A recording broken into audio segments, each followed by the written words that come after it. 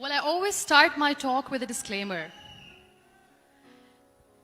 And that disclaimer is that I've never claimed to be a motivational speaker. Yes, I do speak, but I feel more like a storyteller because wherever I go, I share a story with everyone. Well, it is a story of a woman whose perfectly imperfect life made her who and what she is today. It's the story of a woman who, in pursuit of her dreams and aspirations, made other people realize that if you think that your life is hard and you're giving up on that because you think your life is unfair, think again. Because when you think that way, you are being unfair to your own self. It's the story of a woman who made people realize that sometimes problems are not too big. We are too small because we cannot handle them.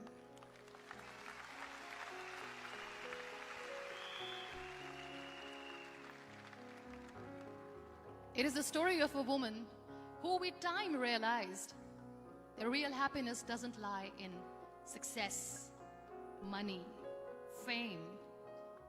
It lies within. Real happiness lies in gratitude. So I am here and I'm going to share the story of that woman. That is my story. The story of gratitude.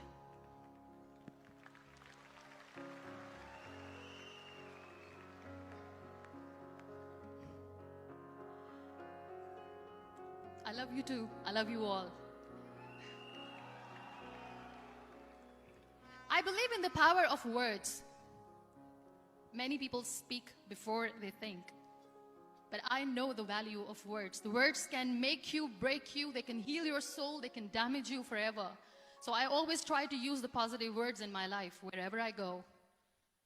They call it adversity, I call it opportunity. They call it weakness, I call it strength. They call me disabled, I call myself differently abled. They see my disability.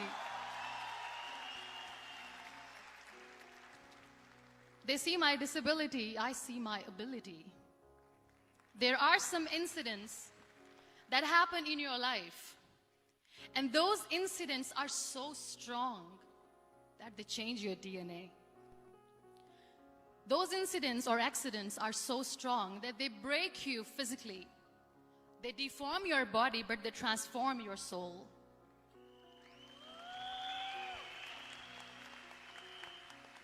Those incidents break you, deform you, but they mold you into the best version of you. And the same thing happened to me. And I'm going to share what exactly happened to me. I was 18 years old when I got married. And this thing I'm sharing for the very first time on an international level. I was 18 years old when I got married. I belonged to a very conservative family, a Baloch family, where good daughters never say no to their parents. My father wanted me to get married. And all I said was, if that makes you happy, I'll say yes. And of course, it was never a happy marriage. Just about after 2 years of getting married, about 9 years ago, I met a car accident. Somehow my husband fell asleep and the car fell in the ditch. He managed to jump out, saved himself. I'm happy for him. But I stayed inside the car and I sustained a lot of injuries. The list is a bit long. Don't get scared. I'm perfectly fine now. Radius ulna of my right arm were fractured. The wrist was fractured. Shoulder bone and collarbone were fractured. My whole rib cage got fractured. And because of the rib cage injury, lungs and liver were badly injured. I couldn't breathe. I lost urine and bowel control. That's why I have to wear the bag wherever I go. But that injury that changed me and my life completely as a person and my perception towards living my life was the spine injury. 3 vertebrae of my backbone were completely crushed and I got paralyzed for the rest of my life. So this accident took place in a far-flung area in the outskirts of a very small province, Balochistan, where there was no first aid, no hospital, no ambulance. I was in the middle of nowhere in that toppled car. Many people came to rescue. They gave me CPR. They dragged me out of the car. And while they were dragging me out, I got the complete transection of my spinal cord. And now there was this debate going on. Should we keep it here? She's going to die. Where should we go? There is no ambulance. There was this four-wheeler Jeep standing in the corner of the street. They said, put her in the back of the Jeep and take her to the hospital, which is 3 hours away from this place. And I still remember that bumpy ride. I was all broken. They threw me at the back of the Jeep and they rushed me to the hospital. That is where I realized that my half body was fractured and half was paralyzed. I finally ended up in a hospital where I stayed for 2.5 months. I underwent multiple surgeries. Doctors have put a lot of titanium in my arm. There's a lot of titanium at my back to fix my back. That's why people in Pakistan call me the Iron Lady of Pakistan.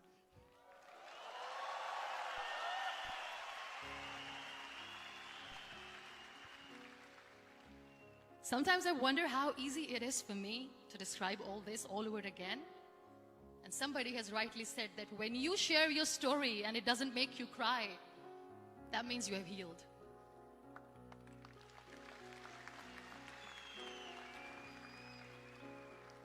Those 2.5 months in the hospital were dreadful.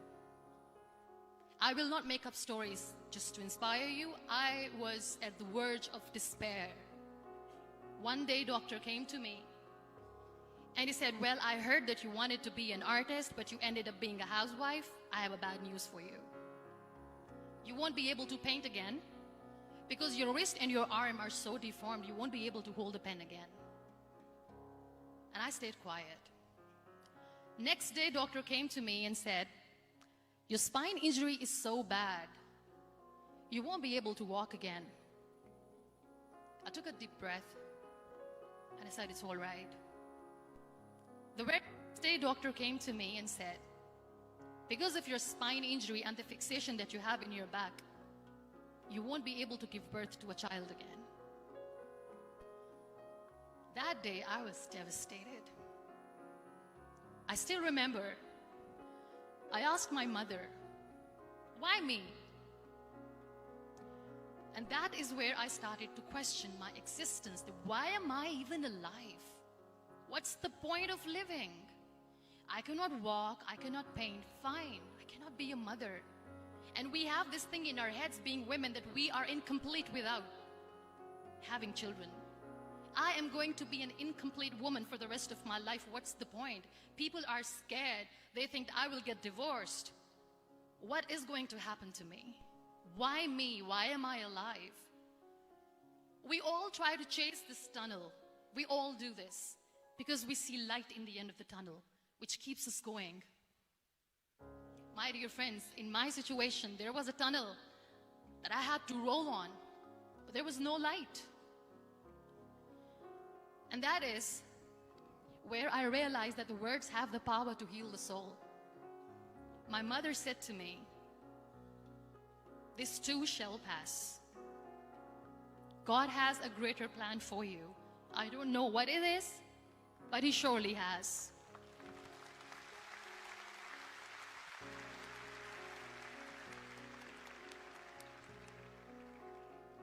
And in all that distress and grief, somehow or the other, those words were so magical that they kept me going. I was trying to put that smile on my face all the time, was hiding. It was so hard to hide the pain, which was there. But all I knew was that if I will give up, my mother and my brothers will give up too. I cannot see them crying with me.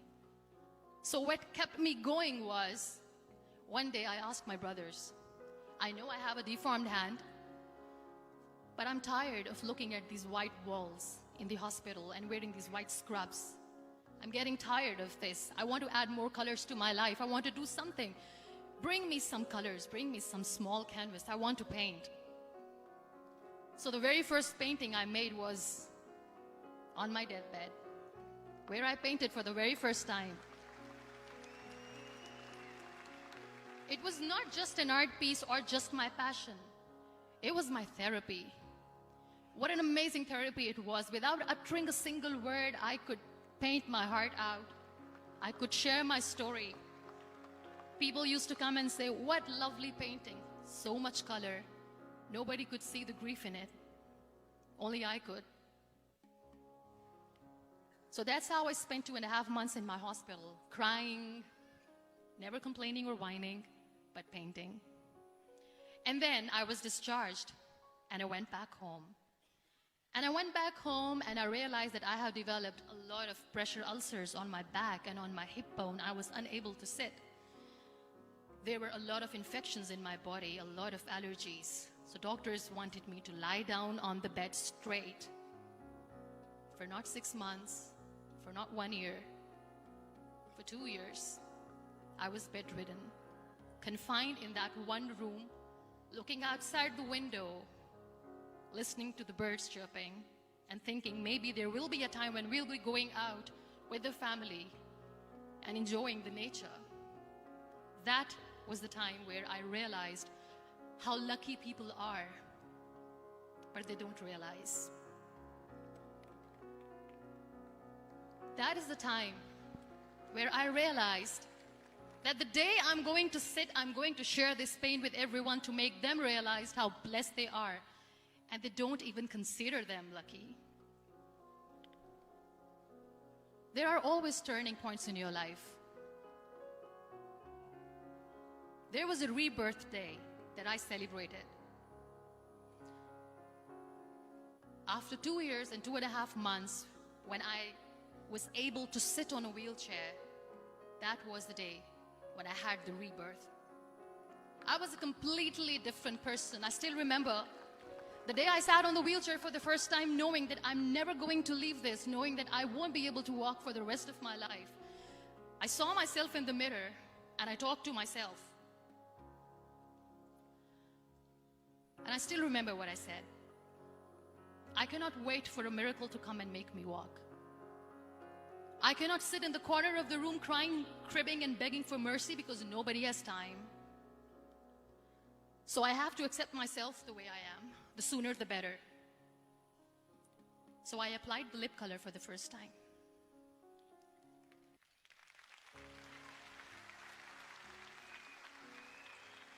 And I erased it. And I cried. And I said, what am I doing? A person on a wheelchair should not do this. What will people say? Clean it up. Put it again. This time I put it for myself.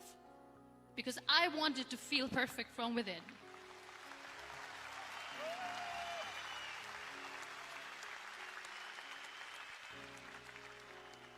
And that day I decided that I'm going to live life for myself. I am not going to be that perfect person for someone. I am just going to take this moment and I will make it perfect for myself. And you know how it all began? That day I decided that I'm going to fight my fears. We all have fears. Fear of unknown, fear of known, fear of losing people, fear of losing help, money. We want to excel in career, we want to become famous, we want to get money. We are scared all the time.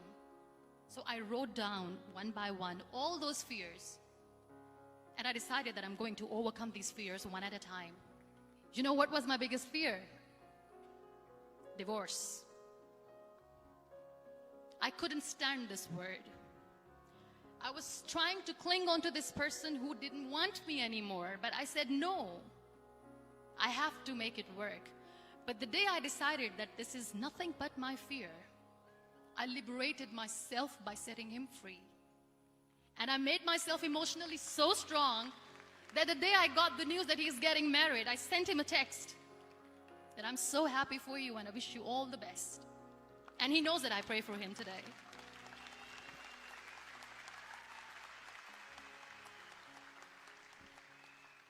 My biggest fear, number 2, was I won't be able to be a mother again. And that was quite devastating for me. But then I realized there are so many children in the world, all they want is acceptance. So there is no point of crying, just go and adopt one. And that's what I did.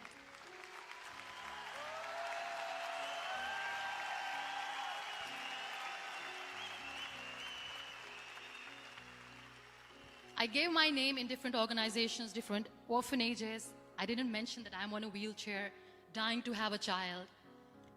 So I just told them that this is Muniba Mazari and she wants to adopt a boy or girl, whatsoever, but I want to adopt a kid. And I waited patiently. 2 years later, I got this call from a very small city in Pakistan. I got a call and they said, "Are you Muniba Mazari? There is a baby boy and would you like to adopt?" And when I say yes, I could literally feel the labor pain. I said, yes, I am going to adopt him. I am coming to take him home.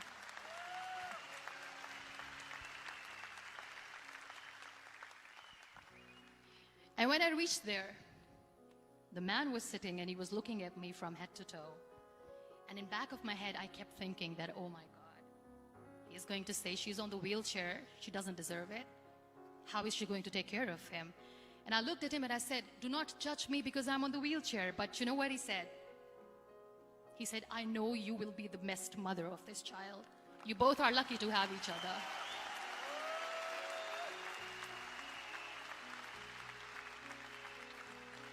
And that day, I was 2 days old, and today he's 6.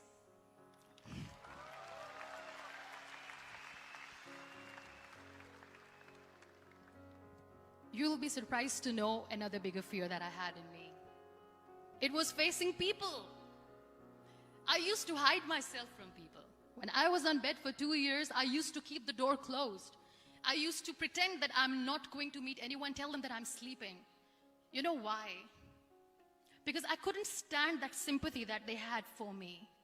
They used to treat me like a patient. When I used to smile, they used to look at me and say that, "You're smiling, are you okay?" I was tired of this question being asked, "Are you sick?" Well, a lady yesterday at the airport asked me, "Are you sick?" And I said, "Well, besides the spinal cord injury, I'm fine, I guess."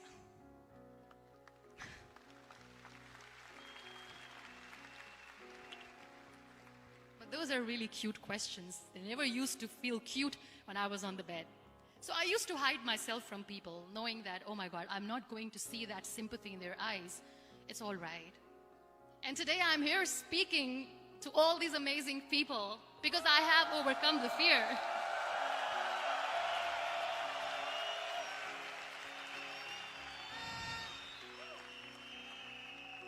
You know, when you end up being on the wheelchair, what's the most painful thing? That's another fear that people on the wheelchair, or the people who are differently abled, have in their hearts, but they never share. I'll share that with you. The lack of acceptance. People think that they will not be accepted by the people because we, in the world of perfect people, are imperfects. So I decided that instead of starting an NGO for disability awareness, which I know will not help anyone, I started to appear more in public. I started to paint. I always wanted to. I have done a lot of exhibitions. I'm Pakistan's first wheelchair-bound artist. I have done a lot of modeling campaigns, different campaigns for brands like Tony and Guy.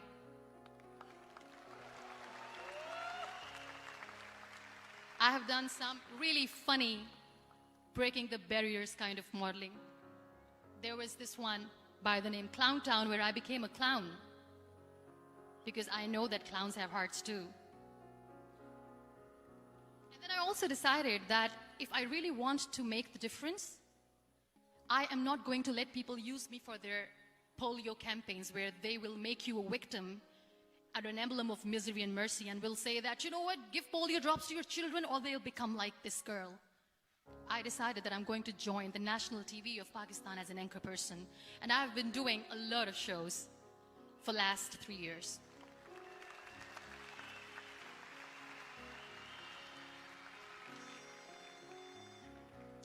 So when you accept yourself the way you are, the world recognizes you.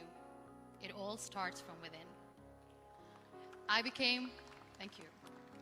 I became the National Goodwill Ambassador for UN Women Pakistan, and now I speak for the rights of women, children. We talk about inclusion, diversity, gender equality, which is a must.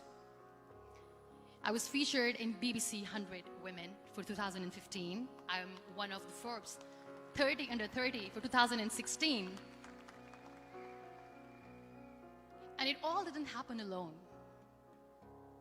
You all are thriving in your careers. You have bigger dreams and aspirations in life. Always remember one thing. On the road to success, there is always we, not me. Do not think that you alone can achieve things. No. There is always another person who is standing behind you, maybe not coming on the forefront, but behind you, praying for you and supporting you. Never lose that person. Never.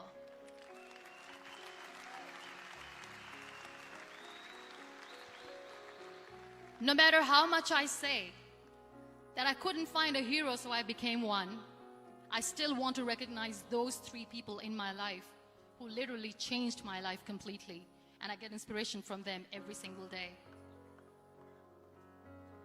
Waleed Khan. Many people know about the terrorist attacks in Pakistan. We have lost many people. And I'm sharing this with a very heavy heart because we actually have lost a lot of people in this huge turmoil of terrorism. These people are barbarians. They do not see people. They're even worse than animals. They have killed people in mosques. They have killed people in churches, temples, even in schools. There was this terrorist attack in Army Public School, Peshawar, where these terrorists entered in an examination hall and they killed our children. And in that attack, that day, this beautiful boy, Waleed Khan, who was my hero, my real life hero, was the proctor who was taking care of the students, was keeping an eye on the students. Those barbarians shot him 3 times in the face, 5 times on his body, and he fell down. I was asked to give a talk in the school after a week of that terrorist attack. With a very heavy heart, I went there and I spoke. We sang a few national songs. I thought that maybe I've done my part, but deep inside, it was killing me. I could see children injured. I could see children sitting on the wheelchairs looking at me wondering, what next? What was our fault? Just because we were here to give examination, we have been shot. So many people, so many children lost their friends. Their classrooms were empty. The next day they went to the classroom. So this kid, Waleed Khan, I was asked that he is in a hospital right now and you have to go and see him and motivate him and tell him that it's going to be okay. And when I saw Waleed Khan coming on the wheelchair for the first time in front of me, face was all deformed. His leg was fractured, his arm was fractured. He couldn't talk, he lost his teeth. He cannot sneeze, he cannot smell. He cannot eat. And I kept thinking, what should I say? That everything is going to be all right? No, nothing is all right. And while I was juggling with the words, what to say, what not to say, this beautiful child, Waleed Khan, came to me and he said, "Are you Muniba Mazari?" I said, "Yes." He said, "Baji, let's take a selfie."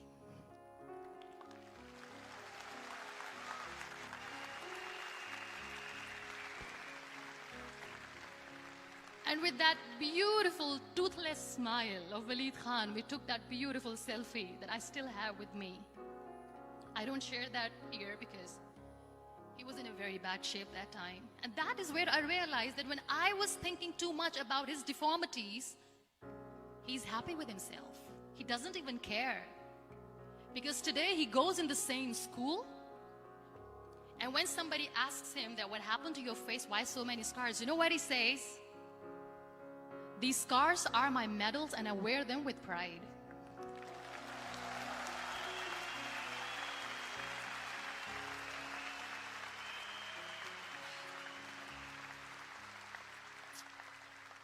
And how beautifully he says that terrorists wanted me not to study. I am going to study. I will become a doctor one day.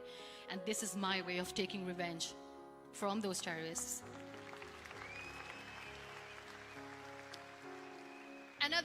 real life hero, of course, my son. His name is Neal, N-I-L-E, River Nile. I learned so much from this kid. The first and foremost thing is patience. How to be patient when you know that your mother cannot walk, when you know that your mother is different from the other women, when you know that your mother cannot go out and play with you. How to stay calm. He loves football. And when we got the very first football, he was 4 years old. He was super excited. I still remember he came in the room and he said, "Mom, let's play football." And he kept the ball in my feet. And he said, "Let's kick it." And that day I felt disabled. I said, "I cannot kick the ball." And I was down with the same face. He looked at me and he said, "Well, that's all right. Your legs are not working, but your hands do. Let's play catch the ball."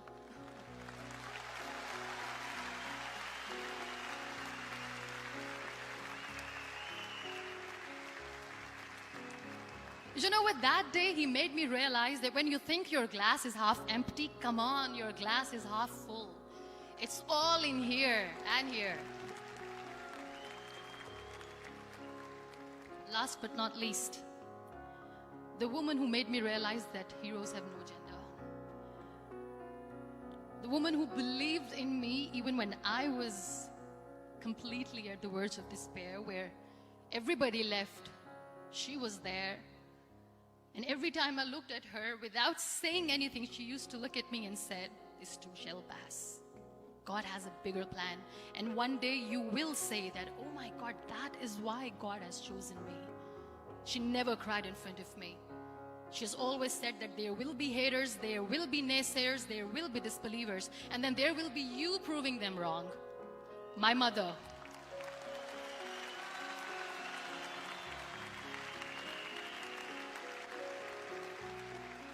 Whatever I am today, I'm nothing without her. I'm nothing without her. Thank you, Mama. I wish you were here. Thank you for making me who I am today.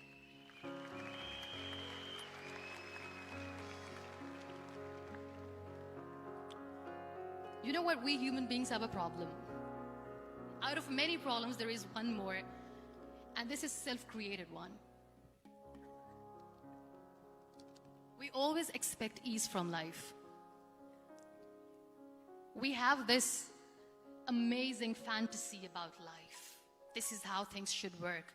This is my plan. It should go as per my plan.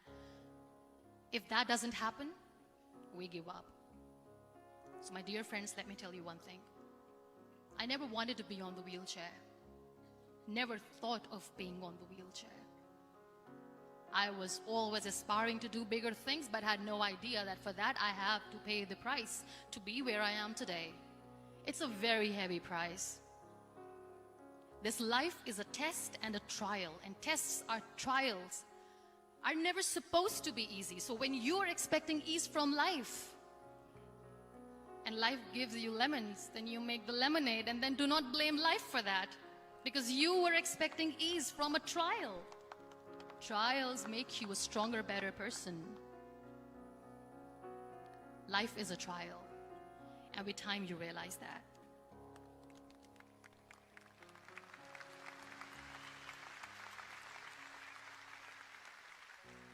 It is okay to be scared. It is okay to cry. Everything is okay, but giving up should not be an option. They always say that failure is not an option. Failure should be an option, because when you fail, you get up, and then you fail, and then you get up, and that keeps you going. That's how humans are strong.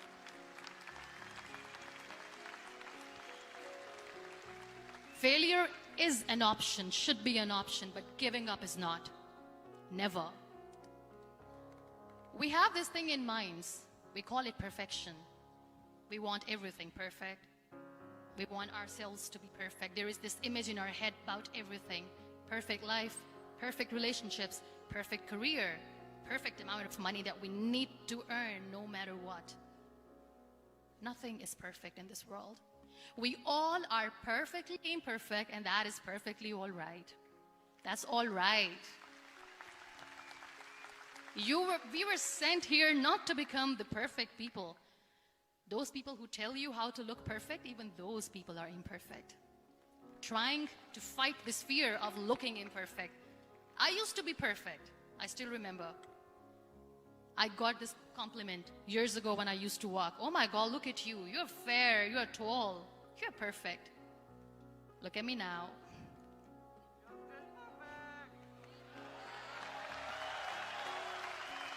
Only the perfect eyes can see that.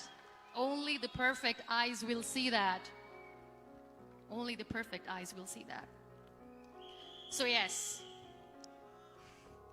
in all those imperfections, you have to listen to your heart. You don't have to look good for people. You don't have to be perfect just because other people want you to be perfect. If your soul is perfect from within, that's all right. This is all what you want. This is all what you need to be. Our society has made very weird kind of norms to look perfect and great. For men, it's different. For women, it's different. We think too much about what people say. We listen to ourselves too little. You know what makes you perfect? When you make someone smile. You know what makes you perfect? When you try to do something good for the people around you. You know what makes you perfect? When you feel someone's pain. And how beautiful pain is that it connects you with people. No other medium can connect you with others but pain. That's why I always say that I'm in pain, and that's a blessing in disguise for me. Today, just because I'm in pain and I'm on the wheelchair, I work for children. Being the head of CSR for a company, we conduct medical camps in far-flung areas of Pakistan where so many kids die because they don't have medical facilities. And I personally believe just because they cannot afford to live doesn't mean we'll let them die. So we give them money, we give them medical treatment, we try to heal their wounds, physical and emotional. And I also work for the beautiful people, we call them third gender, the transgender community of Pakistan. You know what connects me with them? All my imperfections. When I go and I hug them, they never judge me. And this very good friend of mine, her name is Bijli. Bijli means electricity. She calls herself electricity. And I said, are you electricity? She says, no, I'm lightning. I'm as strong as lightning. Because we have very bad power outage, so she doesn't want me to call her electricity. So she says, I am very strong. I'm thunder, I'm lightning. She came to me, and the first time I hugged her, she said, you are just like me. And I said, yes, I am like you. Because to people, we are so imperfect. So how beautiful these imperfections are, that because of these imperfections you can connect with people. Then why are we all running after being perfect? What's the point?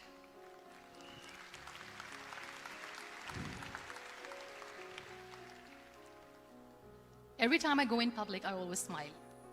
There's always a big toothy smile on my face, and people ask me, don't you get tired of smiling all the time? What's the secret? I always say one thing, that I have stopped worrying about the things that I have lost, the people that I have lost. Things and people who were meant to be with me are with me. And sometimes, somebody's absence makes you a better person. Cherish their absence. It's always a blessing in disguise.